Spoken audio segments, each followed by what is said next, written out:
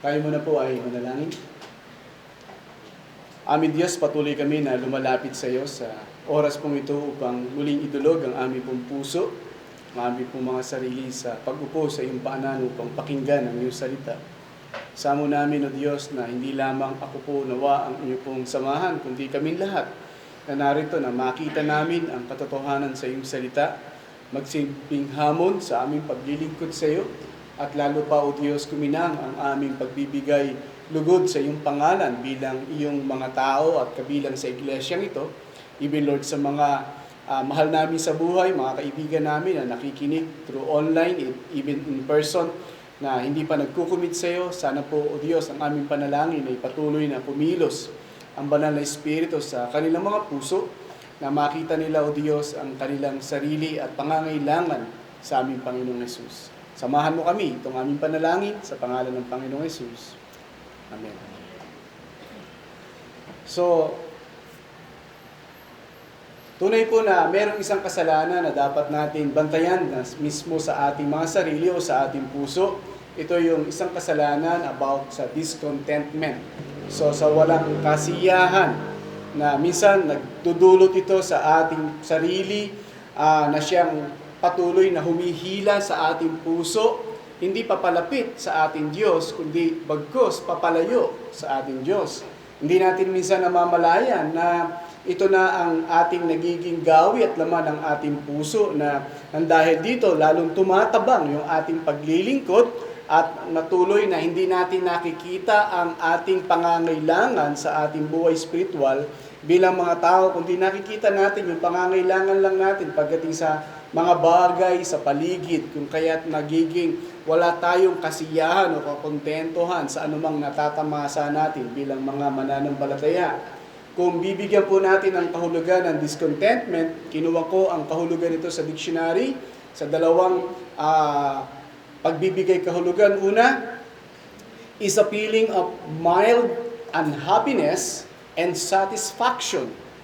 So, isa itong damdamin o isa itong puso na wala siya talagang kasiyahan, walang kakontentuhan sa lahat ng kanyang karanasan sa buhay o natatamasa.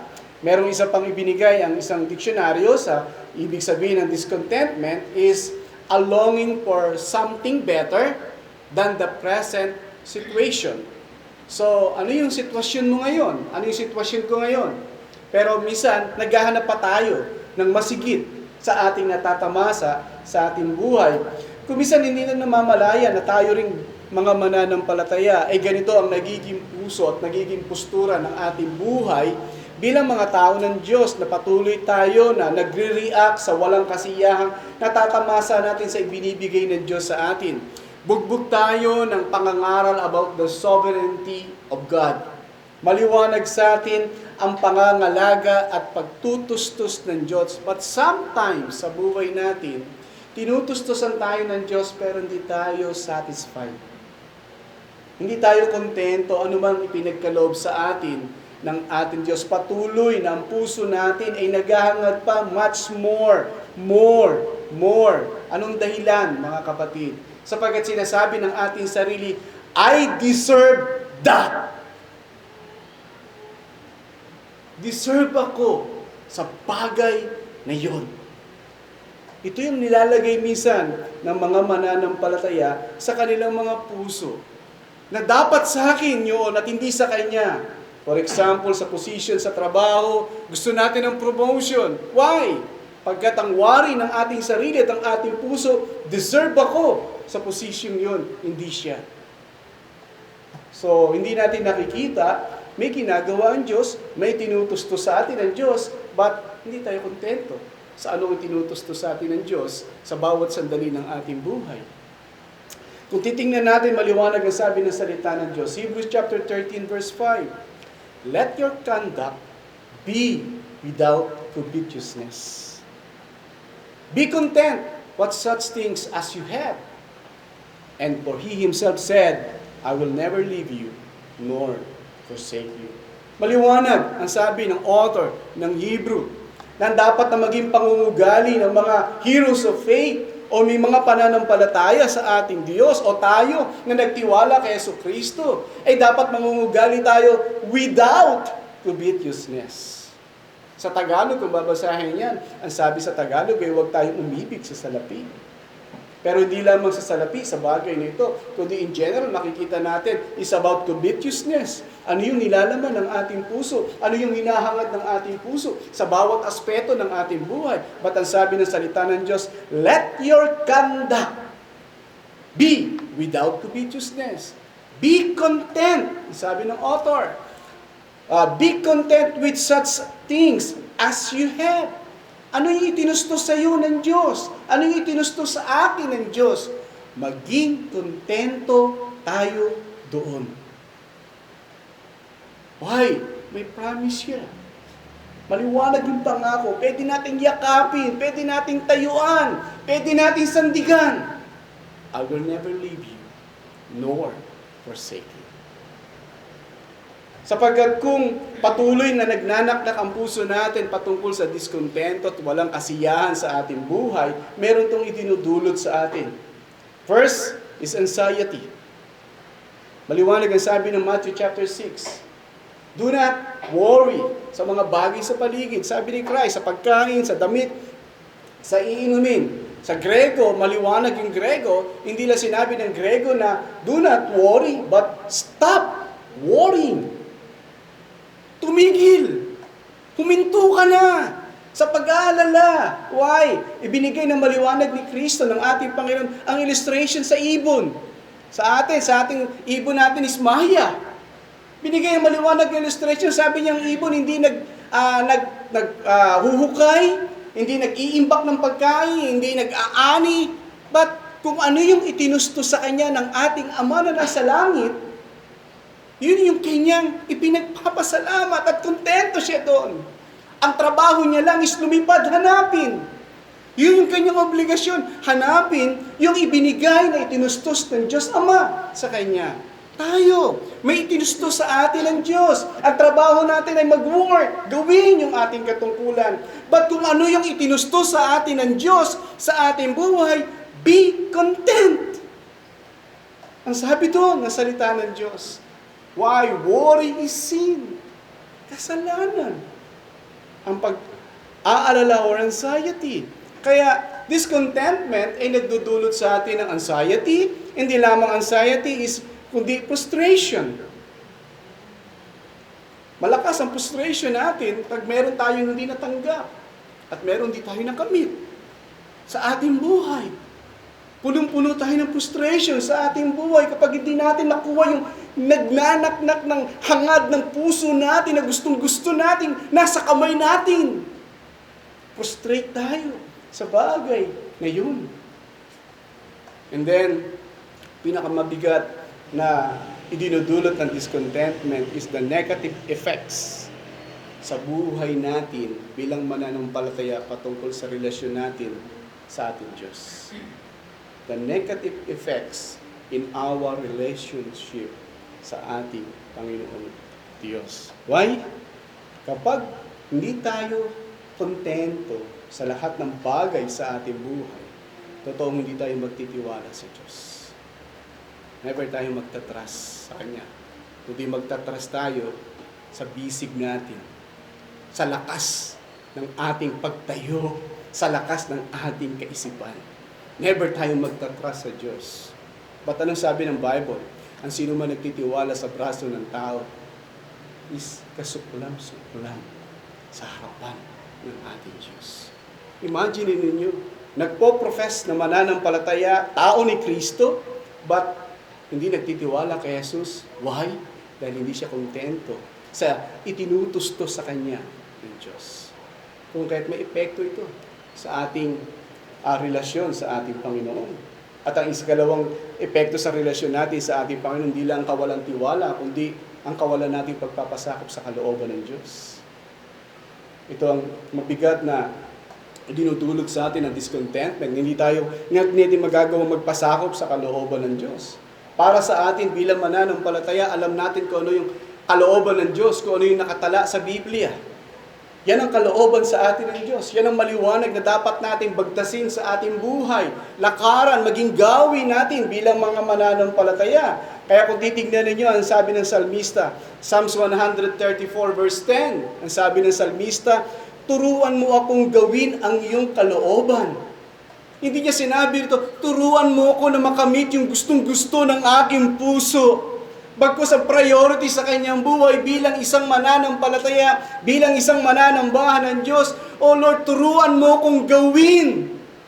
Ituro mo sa akin na dapat kong gawin ang iyong kalooban. Why? Sapagkat ikaw, sabi niya, sapagkat ang aking Diyos ay ikaw. Ang linaw na sabi ng salmista, ikaw yung Diyos ko. Bakit ko kailangan malaman at matutunan ng iyong will? Ikaw yung Diyos ko. Kung ang Diyos natin ang mundong ito, yun ang aalamin natin ang will ng mundong ito. But kung ang Diyos natin ay ang ating Diyos, sabi ng salmista, turuan mo ako ng iyong will. Ipakita mo sa akin ang iyong will. Sapagkat ikaw ang Diyos ko. Hindi lamang yun, sinabi ng salmista. Sapagkat ikaw ang aking Diyos, sabi niya, akayin nawa ako ng iyong mabuting espiritu sa landas na pantay. Ito yung gusto niya na mangyari sa ating buhay. So, ang tanong ko lang sa ating lahat, tayo, na mga mananampalataya, tayo na miyembro ng iglesia ito rin ba ang gusto natin? Ito rin ba yung hangarin natin sa ating buhay? Lord, turuan mo ako sa iyong will. Tulungan mo ako. Hindi ko alam lahat. Blanco isip ko dyan, Lord. Hindi ko abot yung nais mo, yung plano mo, yung mind ko, hindi ko alam. Paturuan mo ako, Lord. Lalakaran ko ang iyong will. Sana ito yung prayer natin sa ating buhay bilang mga tao. Hindi din alam. Para tayong bata na nangangapa. Pero ang pangako sa atin ng Diyos, I will never leave you, nor forsake you. Kaya ang panalangin natin, ituro mo sa akin, Lord, ang iyong kalooban sa aking buhay. Alam niyo, kung titingnan niyo yung context ng Psalms 143, verse 10, kung makikita niyo yan sa verse 3 and verse 4, nasa mabigat na trial siya. Pero never niyang ipinag-pray na, Lord, sana ma-overcome ko yung trials na ito. Sana magtagumpay ako sa trials na ito. But ang pinag-pray niya, Lord, ituro mo sa akin ang iyong will. Ituro mo sa akin ang iyong kalooban. Anong reason niya? Sapagkat ikaw yung Diyos ko. Kung Diyos natin, yan Diyos na sinasabi ng Biblia, handa tayo magpaturo sa will ng ating Diyos. So yan yung the sinful discontentment. Nakita natin yung meaning, nakita natin yung idinudulot. But nais kong dalhin sa inyo, mga kapatid, sa umagang ito, is about legitimate discontentment. So nakita natin yung sinful. Huwag lang tayo tumingin sa sinful. But the legitimate, ano yung lehitimo na masasabi natin ng walang kasiyahan na dapat manatili sa bawat mananampalataya? So maliwanag ito sa salita ng Diyos kung ano yung dapat nating mithiin bilang isang Kristiyano. Una, ang patungkol sa spiritual growth natin. That is the legitimate discontentment. Ang patuloy tayong lumago sa spiritual nating buhay. Patuloy na lumago ang relasyon natin kay Jesus sa ating Diyos. Patuloy na mamayagpag sa puso natin ang paglilingkod kay Jesus. Lumalago ba yung ating pagsiserve kay Christ? Lumalago ba yung pagsiserve natin sa iglesia? Lumalago ba yung relasyon natin kay Jesus? Lumalago ba yung ating spiritual na buhay kay Jesus? Kapatid, huwag tayong maging kontento sa sitwasyon natin noon na sana nanatili doon lamang, kundi nawa, mga kapatid, by the grace of God, by the message na ipinipreach dito ng inyong mga pastor at ng isang kapatid natin, sana'y lumalago tayo sa kada linggo sa ating buhay bilang mga mananampalataya. So naalala ko yung sinabi ni Pablo, kung babalikan natin yung sinabi ni Pablo, Philippians chapter 3 verse 12, na very common sa mga mananampalataya, up to verse 14, ang sabi ni Pablo, Philippians 3 verse 12 to verse 14, ang sabi niya rito, hindi sa ito'y aking nakamit na, sabi ni Pablo, o ako'y sakdal na, kundi nagpapatuloy ako upang iyon ay aking maabot kung paano ako'y inabot din ni Kristo Jesus. Mga kapatid, hindi ko inaaring naabot ko na, ngunit isang bagay ang ginagawa ko. Nililimot ko ang mga bagay na nasa likuran at tinutungo ang mga bagay sa hinaharap. Nagpapatuloy ako tungo sa mithiin para sa gantimbala ng dakilang pagkatawag ng Diyos kay Kristo Jesus. Context muna, mga kapatid. Kung titingnan natin ang context ng Philippians chapter 3, makikita natin na patuloy na gumagawa ang Diyos sa buhay dito ni Pablo, sa kanyang pagnanais, sa kanyang hangarin, sa kanyang buhay. Meron siyang hangarin dito. May tatlong bagay siyang hangarin kung titingnan niyo ang verse 10. Ang unang hangarin niya ay ang makilala ang Diyos. Imagine niyo si Pablo na to ang nagsasalita. Pero ang gusto niya, makilala niya pa ang ating Diyos. And then second, gusto niya maranasan ang muling pagkabuhay. Ito yung mithiin niya. Why? Sapagkat alam niya, mamamatay siya. Pero may hope siya sa muling pagkabuhay. At ang isang mithiin niya, maranasan niya ang kamatayan o ang paghihirap tulad ng paghihirap ng ating Panginoon Jesucristo. Imagine ninyo yung desire ni Pablo habang siya'y naglilingkod sa ating Diyos. Never na naging desire ni Pablo dito. Sa Philippians chapter 3, ay ang umasenso siya bilang isang pastor. O di naman kaya, ay makilala siya sa bawat lugar na kanyang pupuntahan at magsabi sa kanila, wow, ang galing mo, Pablo! Never na ganun. But ang nais niya, makilala niya ang Diyos. Maranasan niya ang muling pagkabuhay. At higit sa lahat, maging kabahagi siya sa kamatayan ng ating Panginoon. Isa't isahin natin ang talatang ito, mga kapatid. Maliwanag ang sabi ni Pablo, verse 12. Hindi sa ito'y aking nakamit na. Ang sabi ni Pablo. Kilala natin si Pablo. Masasabi natin na matatag siya bilang isang mananampalataya. Subalit, nais niya pa rin na maabot ang hindi niya pa naaabot sa mga oras na ito. Pakinggan natin ang pagkasabi niya, hindi sa aking naabot na. Ibig sabihin, meron na siyang tangan-tangan sa kanyang buhay, meron na siyang naabot, pero sabi niya, hindi pa rin ito sapat. Hindi siya kontento sa espiritual niyang sitwasyon sa mga oras na ito. Kundi ang gusto niya ay patuloy pa rin. Kundi ang sabi niya, kundi ang nagpapatuloy ako upang iyon ay aking maabot kung papaano ako'y inabot ni Kristo Jesus. Ito yung pagsisikap ni Pablo sa mga oras na ito.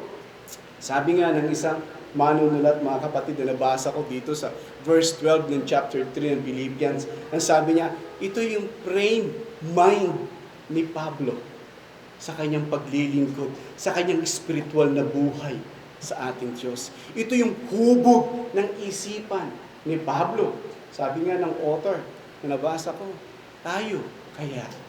Ito rin ba yung hubog ng isipan natin sa bawat takbuhin ng ating buhay bilang mananampalataya? Ito ba yung frame mind natin bilang mga tao ng Diyos? Para bagang dito, ang sabi ng mga ilang mga komentaryo, para bagang dito si Pablo ay nasa court. Nasa isang court, pero yung time na yun is championship. Diba, nanonood kayo ng basketball? Sabi ko nga, na-preach ko to eh. Ako, mahilig ako sa basketball. Kaso natalo yung team ko sa PBA, kaya hindi na ako nanonood ngayon. Talo eh. Alam niyo na yun kung sino yung talo. Pero, kung player ka, no? Kung player ka, anong nasa mindset natin? Kung player tayo. Di ba ang gagawin ito? Magpupursige tayo. Talaga namang hindi lang tayo magdadayat, magti-training tayo na magti-training. Buong lakas, buong kaisipan, physical talaga ibubuhos natin, buong lakas natin. Hindi lang para tumungtong sa court ng championship. but makamit yung prize at reward bilang champion. Tayo bilang mananampalataya, ito yung sinasabi ni Pablo, hindi sana abot ko na. Hindi ko lang gusto na nandun ako sa court ng championship. Ba't gusto ko, maabot ko pa. Makuha ko pa yung reward. Yung mithiin ko, yung spiritual na buhay ko, na lumago pa, yung paglilingkod ko, mas kuminang pa. Oh, mga kapatid, bakit ganito yung wika ni Pablo sa mga oras dito? Bakit ganun na lang yung pagsisigap niya na gawin, na magpatuloy yung aking maabot? Sabi ni Pablo, anong dahilan? Bakit ganito yung puso niya? Bakit? Sabi niya, tingnan niyo sa ating text, verse 12. Sabi niya, kundi nagpapatuloy ako upang yun ay aking maabot, kung paanong ako ay inabot din ni Kristo. Bakit nagpapatuloy si Pablo, mga kapatid, sa espiritual na hangaring lumago ang kanyang buhay sapagkat siya'y inabot din ng ating Panginoon. Siya man din ay hawak ng ating Panginoong Yesus. Bakit siya nananatili? Bakit siya nakakapanagumpay? Bakit siya nakakapagtiis? Bakit naghahangad siyang mag-grow spiritually? Mag-grow yung pagsaserve niya kay Christ? Mag-grow yung kanyang knowledge kay Jesus? Bakit ganito yung mithiin niya? Sapagkat hawak siya ni Jesus. Kung paano ako'y inabot din ni Kristo. Ano sabi nga po ng isang manunulat patungkol dito, mga kapatid. Sabi niya sa wikang Tagalog, ito po, sabi niya, napatibay at napalakas mismo ng katotohanan ito si Pablo. Sabi po niya, sa makatuwid nga, na si Hesus Kristo ang mahigpit na kumapit sa Kanya. Si Hesus Kristo mismo ang mahigpit na kumapit kay Pablo upang angkinin niya ng lubusan na magpatuloy na mithiin ang pinupursigin niyang maitaas yung antas ng kanyang paglilingkod sa ating Panginoon. Mismong si Jesus ang kumapit sa Kanya sa mga oras na. Kung kaya't dahil nagawa niya ang mga bagay na ito, dahil mismong siya'y inabot o hawak mismo ng ating Panginoon. Alam niyo, ito yung isang malakas na encouragement kay Pablo. At hindi lamang kay Pablo, kundi sa ating lahat. Imagine niyo, mga kapatid, bakit hindi tayo nadudubilas sa ating paglilingkod sa Panginoon hanggang sa ngayon? Bakit hindi tayo nagpo-fall away? Dahil ba malakas tayo? Dahil ba marami tayong alam sa doktrina? Dahil ba faithful tayo? No. Dahil hawak tayo ni Jesus. Bakit ang church ito tumagal ng almost 36? Tama ba? Holy? 36 years? Why? Dahil ba yung mga matatagal na miyembro ito magagaling? Tapos ng Mapua, tapos ng Lasal, ng UP? No. Dahil ang church na ito ay hawak ni Jesus. Hindi dahil sa tao. Hindi dahil kay Jesus. The same kay Pablo, mga kapatid. Bakit siya ganito kapursigi sa kanyang spiritual na buhay sa paglilingkod? Hindi siya kontento yung kanyang naabot. Kundi nais niya, maabot niya pa ang dapat niyang maabot bilang mga tao ng Diyos dahil siya hawak-hawak ng ating Panginoon Jesus. Ito yung kanyang hangarin. Ito yung kanyang paglilingkod. Nagpapatuloy siya sa kanyang mithiin, sa kanyang buhay nang dahil hawak-hawak siya ni Jesus. So sana ito yung ating lagi natin tandaan. Saan man tayo naroroon, mga kapatid? Ano man larangan, ano man sitwasyon ng ating kalagayan bilang mananampalataya, lagi natin tandaan. Hindi dahil sa husay natin, hindi dahil sa galing natin, kundi dahil may humahawak sa atin. May umabot sa atin na walang iba, kundi ang ating Panginoon Jesus. Malinaw ang pagkasabi niya ng verse 13 and verse 14. Nais kong basahin. Mga kapatid, hindi sa inaring inabot ko na, kundi isang bagay ang ginagawa ko. Nililimot ko ang mga bagay na nasa likuran at tinutungo ko ang mga bagay na hinaharap. Nagpapatuloy ako tungo sa mithiin para sa gantimpalang ng dakilang pagkatawag ng Diyos kay Kristo Jesus. Maliwanag na hindi yung mga believers dito sa Philippians ang tinutukoy ni Pablo, kundi ang tinutukoy niya ang kanyang sarili na naghahangad ng ganitong bagay. Bagamat sa sitwasyong ito, mga kapatid, ang bigat ng kalagayan ni Pablo. Wala siya doon sa comfort zone. But nandun siya sa kulungan. Nandun siya sa dungeon. At alam natin kung ano yung dungeon. Isang madilim at mabigat na sitwasyon ng isang tao. Nakakulong si Pablo sa mga oras na ito. Pero bagamat ganito yung kanyang sitwasyon, ano yung mithiin niya? The price. Yung gantimpala. Yung reward na gusto niya makamit sa kanyang buhay bilang mga mananampalataya. Alam nyo, sabi nga ni James Boyce, sa wikang Tagalog muli, mga kapatid, sabi niya, kung kaya hindi naging kampante si Pablo, sabi niya sa 2 talatang ito, hindi naging kampante si Pablo at hindi rin dapat tayo maging kampante sa ating paglilingkod. Sa halip na magmayabang, sabi ni Boyce, alam ni Pablo, ang isang banal na ambisyon at buong pananabik niyang sinusupil ang kanyang sarili sa takbuhing inilagay sa kanya ng Diyos. Meron siyang holy ambition sa kanyang buhay. Pero nais niyang makamit yun, sabi ni James Boyce, buong pananabik niyang sinusupil. Talagang kinokontrol ang kanyang sarili sa takbuhin na inilagay sa kanya ng Diyos. Tayo mga kapatid, may takbuhin tayo bilang mga mananampalataya. Ang question lang natin, sa ating holy ambition, sinusupil ba natin sarili natin? Alam niyo, pag isa tayong athlete, kung merong athlete dito, si Ria, athlete. Hindi pwedeng simple lang ang pagsupil mo sa iyong sarili. Talagang susupilin mo ng todo. Pag sabing susupilin po, is didisiplinahin ang iyong sarili. Talagang hihigpitan mo ang iyong sarili. Talagang, kumbaga, tatalian mo buo mong pagkatao. Sumunod ka lang sa rules na dapat nating tahakin. Ito ang pinakamahirap sa lahat, mga kapatid, ang magsupil ng ating sarili. Alam nyo, kami na mahilig sa suhit, napakahirap magsupil. Lalo kung ahinan nyo ako ng leche plan, malilimutan ko ang insulin ko. Ang inahin nyo talaga yan. Mahirap magsupil, pero kailangan supilin. Kailangan disiplinahin ang sarili. Why? Meron tayong mithiin. Hindi tayo kontento sa spiritual nating sitwasyon ngayon. Hindi tayo kontento. Gusto nating lumago yung ating kaalaman sa ating Diyos. Gusto nating lumago yung paglilingkod natin sa ating Diyos.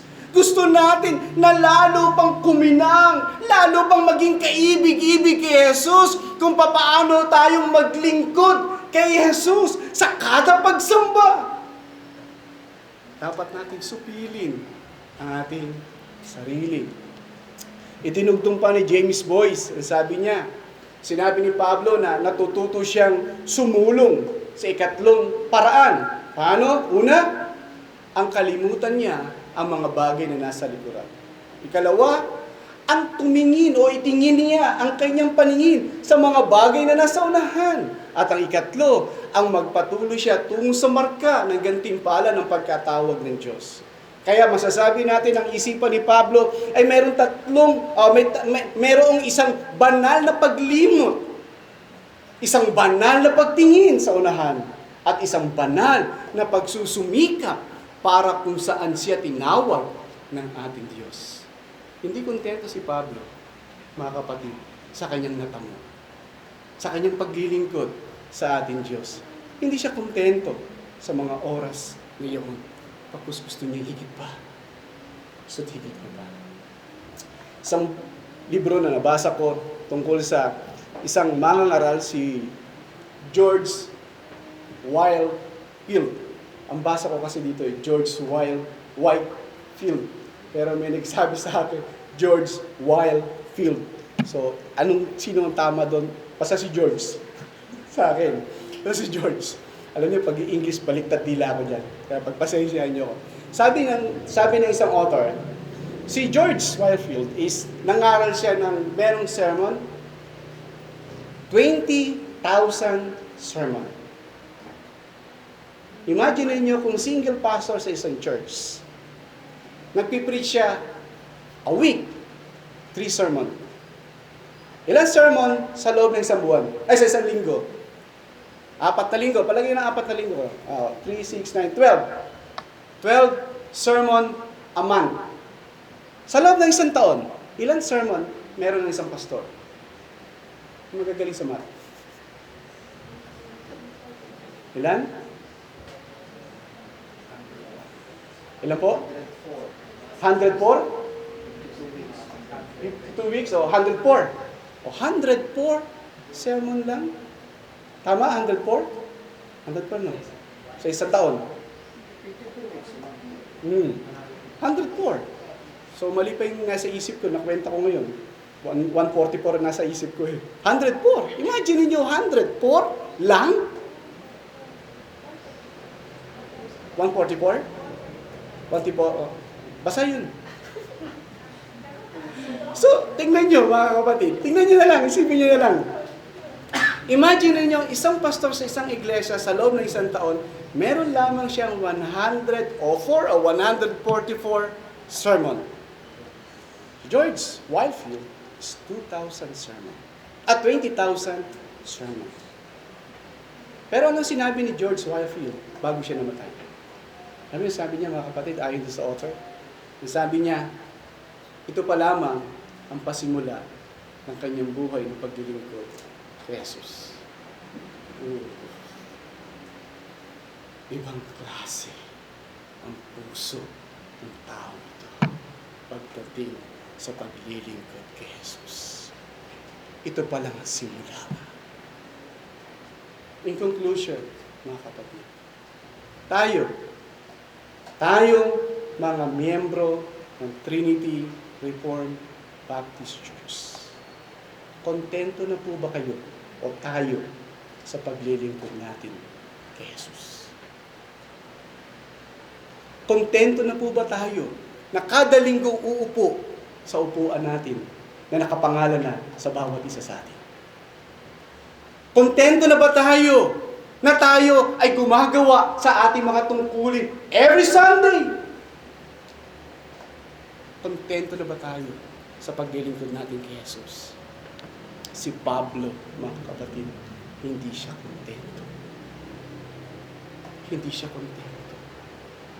Ang minimithi niya ay ang maabot ang reward ng paglilingkod niya kay Jesus.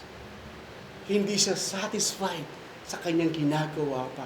Ang gusto niya ay humigit pa. Sige pa, hanggat kaya ko, hanggat may lakas ako, hanggat may kakayanan ako, ibibigay ko ang paglilingkod ko kay Jesus. Tayo, mga Kristiyano, tayo mga miyembro, hangad ba natin ang bagay na ito? Na hindi lang tayo umuupo every Sunday. But, ang goal ng puso natin, nais kong magsilbi kay Jesus ng buong puso, buong kaluluwa, buong isip ko. Para sa iyo, mga kaibigan, mga anak, mga miyembro, mga nakikinig sa amin through online, na mga hindi pa naglalatag ng kanilang pananampalataya kay Jesus, ang tanong ko lang sa inyo, mga kaibigan, kontento na ba kayo sa buhay niyong yaan ngayon? Kontento na ba kayo sa buhay niyong yan, sa mga oras na ito? Gusto na ba para sa inyo ang ganyang kalagayan niyo? Ang panalangin namin every prayer meeting, sana mapakinggan namin sa iglesyang ito na mag-confess kayo sa inyong puso, sa inyong mga labi na si Jesus ang inyong Panginoon at inyong tagapagligtas. Yan ang panalangin namin sa inyo. Kahit sa personal namin, na dumudulog kami sa Panginoon. Sana'y huwag kayong maging kontento sa inyong kalagayan na meron kayo ngayon. Kundi sana, ipukawin ng Diyos ang puso ninyo patungo kay Jesus. Na sumampalataya kayo sa nag-iisang Diyos, nag-iisang Panginoon na nagkatawang tao na nabayubay sa krus ng Kalbaryo, namatay para tubusin ang lahat ng mga taong sumampalataya sa kanila. Nawa, mga kaibigan, tumugon ka sa panawagan ng Diyos sa iyo. Kayo na lang. O Diyos, patuloy kami na nagpupuri at nagpapasalamat sa iyong salita. Tinuro mo sa amin ngayon ang tamang discontentment pagdating sa spiritual naming buhay bilang yung tao. Lord, totoong mahina kami, abinado kami sa bagay na ito. Totoo, minsan lihis ang isip namin.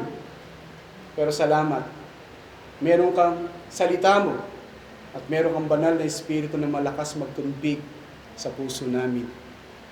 Tulungan mo kami, Panginoon, na mithiin namin ang mga bagay na espiritual at makalangit. Hindi lamang, O Diyos, ang mga bagay panlupa. Hindi masama ang bagay nito. Pero wag lang namin niligay ang puso namin dito, O Diyos. Tulungan mo kami sa aming paglilingkod, Panginoon, na sana'y lalo pa, O Diyos, kuminang ito. Hindi lang para magampanan lang namin ang aming katungkulan bilang miyembro, kundi pagkus tulad ni Pablo, hindi inaari niya, naabot niya na, o ganap na siya. Kundi ang kanyang ginagawa, minimithi niya pa, sinusupil niya ang kanyang sarili. Makamit niya, O Diyos, ang mithiin ng kalaguang espiritual at pagkakilala sa iyo. Even sa suffering na naranasan ni Jesus, ay gusto niyang maranasan. Panginoon, tulungan mo kami na maging frame mind namin, ang katulad ng mind ni Pablo, na sinasabi sa iyong salita. Na sana itong hubog ng isip namin bilang yung mga tao. At sana sa mga mahal namin sa buhay, sana, Panginoon, malakas na kumilos ang banal na espiritu sa kanilang puso. Nakita nila, Panginoon, ang katotohanan ito sa kanilang buhay. Na sana, O Diyos, huwag silang magkontento sa kanilang kalagayan. Pagkos tumingin sila kay Kristo bilang kanilang Panginoon at tagapagligtas. Pinupuri ka namin, pinasasalamatan ka namin, O Diyos. Ito ang aming panalangin sa pangalan ng Panginoong Jesus. Amen.